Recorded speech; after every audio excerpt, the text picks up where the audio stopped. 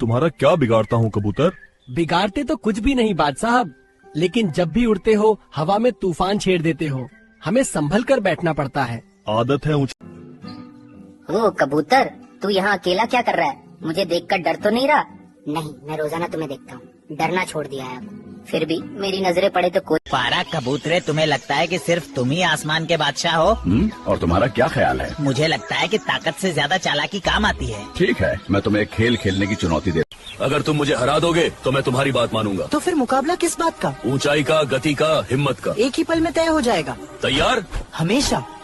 फिर देखना कौन। क्या खेल है छोटे? खेल?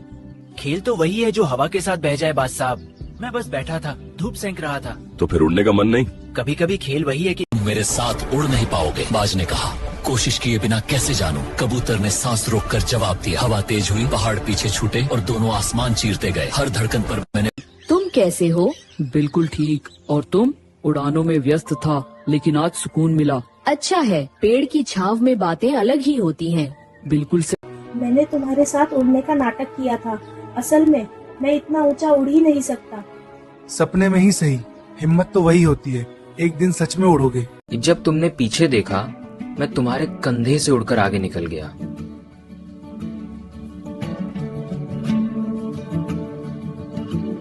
तुम्हारी बात में गहराई है दोस्त। इतनी दूरदर्शिता शायद ही किसी ने दिखाई हो। समझदारी सबको काम आ सकती है, चाहे पंख बड़े हो या छोटे। सच कहा, तुम जीत गए। मैं तुम्हें अब परेशान। ताकत हमेशा जवाब नहीं होती। कभी कभी दिमाग और समझदारी ही सबसे बड़ी ताकत बन जाती है। जैसे इस नन्हे कबूतर ने अपने हुनर से अखरोट निकाला और गरुड़ ने उसे साझा किया। एक ही पेड़ पर रहते थे एक बाज और एक साधारण सा कबूतर, लेकिन बाज की ताकत उसे घमंडी बना चुकी थी। हर रोज वह कबूतर को डराता धमकाता, पर तब भी एक दोनों एक ही डाल पर बैठे थे।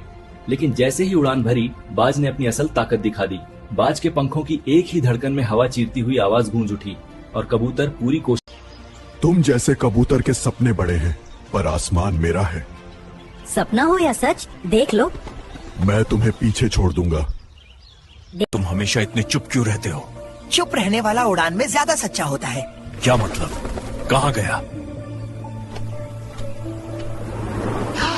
मैं तुम्हारे कंधे पर बैठा था और तुम्हारे साथ उड़ रहा था। नीचे जंगल, दरिया, पहाड़ सब पीछे छूटते गए और हवा में सिर्फ तुम्हारे पंखों की ताकत। तुम यहाँ और इस ऊंचाई पर। दुनिया देखने के लिए ऊंचाई चाहिए, ताकत नहीं। कबूतर, तुम उड़ पाओगे? देखना, ऊंचाई दिल की होती है, परों की नहीं।